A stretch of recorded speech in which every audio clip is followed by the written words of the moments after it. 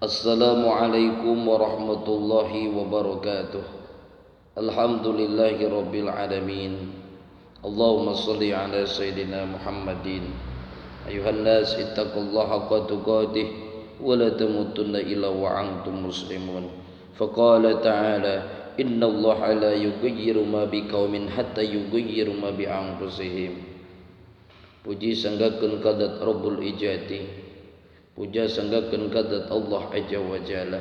Shalawat kalih kawilujengan mugia salamina dilelerkeun ka junjungan urang sadayana yatana habibana wa nabiyana Muhammad sallallahu alaihi wasallam.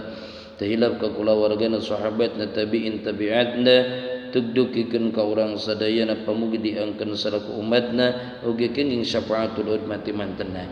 Amin ya Allah ya rabbal alamin. Dina kahirupan urang sadayana urang kudu tiasa nempatkeun jiwa jeung tingkah paripolah urang sadayana da kusabab Allah geus ngatur kana tingkah laku lampah urang sadayana ku jalan hakikat syariat sareng adab.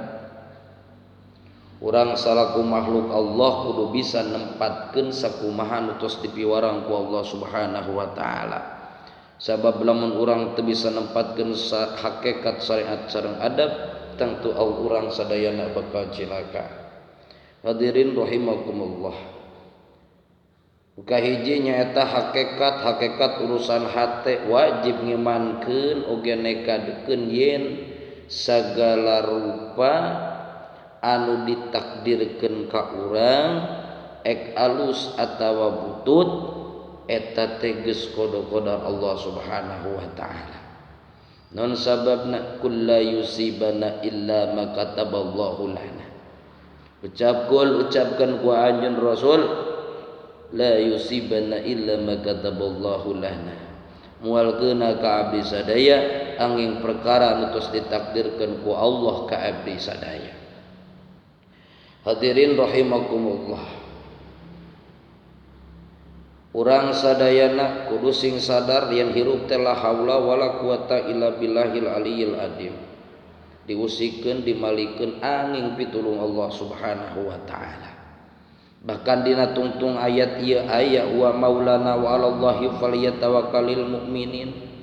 Jantan hartos yen urang kudu mangeran ka anjeunna anu geus ngadamel urang sadayana geus ngadamel langit bumi sinareng eusina.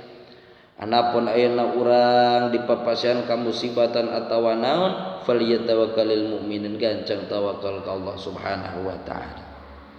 Sabab diri mah teu boga tarekah ngan saukur boga paniatan sareng rencana Allah nu nakdirkeun bade kumaha wae ogena. Hadirin rahimakumullah, kudu kumaha atuh? Kudu kumaha urang sadayana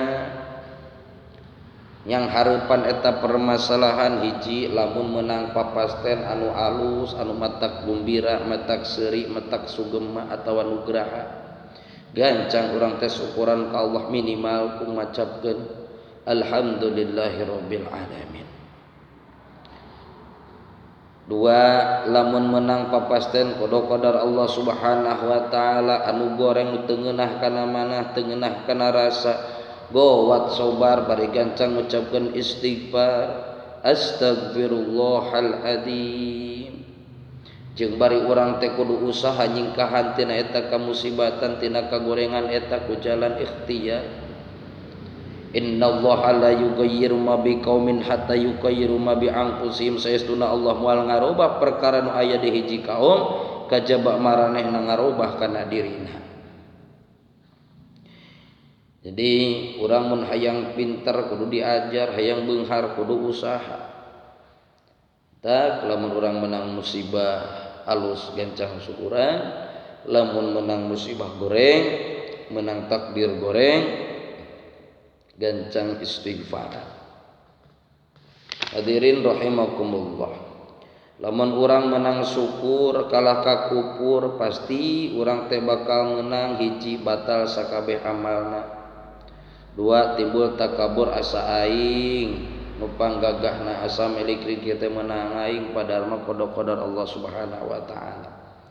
Lamun menang musibat kalaka teu maca istighfar tapi kalaka hiji ngarasula jeung putus asa.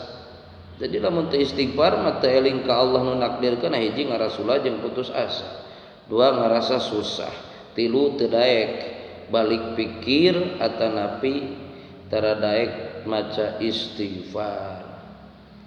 Kadua syariat, ari ngaran syariat teh nyata lampahkeun tegasna pagawean badan alias mun teu ngakal moal ngakeul, mun teu ngoprek moal nyapek, tegasna diri teh kudu usaha sarta hasil jeung henteuna kumaha Allah Subhanahu wa taala. Yang penting urang geus nyareat samaksimal mungkin. Laha makasabat wa 'alaiha maktasabat. Sakabeh pagawean rek manfaat atawa madarat eta pikeun diri anu ngalakukeunana. Yang penting urang geus nyareat samaksimal mungkin, anapun hasilna pasrahkeun ka Allah Subhanahu wa taala. Allah masihan alat jeung jalan pikeun narekahanana nyaeta kudu dibere akal. Ya akal bisa neangan antarekah jeung jalan mana kudu dipilampa jeung mana anu kudu dicegah. Akal bisa memperhitungkeun untung jeung rugina, akal bisa nimbang-nimbang hade jeung gorengna, bener jeung salahna. Antara hakikat jeung syariat ulah pahili sabab mun pahili merenahkeun jadi salah. Dalam hakikat dipake syariat kuduna tekad kalaka jadi lampah, jadi kafir jabariyah mereka ditunan teh. Lamun syariat dipake hakikat nu kuduna lampah jadi tekad jadi kafir qadariyah. Ari ahli sunnah mah cicing antara jabariyah jeung qadariyah nyata amal cicing dina syariat hate cicing dina hakikat. Katilu adab, ari adabah nyaeta tata krama dina nyarita jeung kasopanan dina ucapan. Jadi nyata lamun urang menang kodo-kodar ti Allah anu goreng tong ngarasula ulang sok nya salah Allah. Ma asabaka min hasanatin paminallah wa ma asabaka min sayyi'atin pamin nafsik.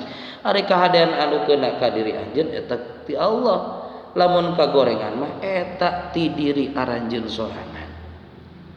Lamun cek ahli suluk mah ulah sok ngalakukeun pagawean batur jeung ulah nembleukeun kasalahan ka batur. Dina harti lamun menang nugraha atawa nikmat ulah diaku hasil jerih payah sorangan da eta ti Allah. Da eta mah pamasihan Allah jeung lamun menang musibat ulah sok nyalahkeun batur atawa nganahan ka Allah, tapi kudu introspeksi diri yen ieu kasalahan datang ti diri urang sorangan. Hadirin rahimakumullah, ayo urang tingkatkeun adeukeutan diri ka Allah Subhanahu wa taala kun nerapkeun syariat, hakikat sareng adab. Sakitu kafihatur apunten bilih aya kalebatan. Assalamualaikum warahmatullahi wabarakatuh.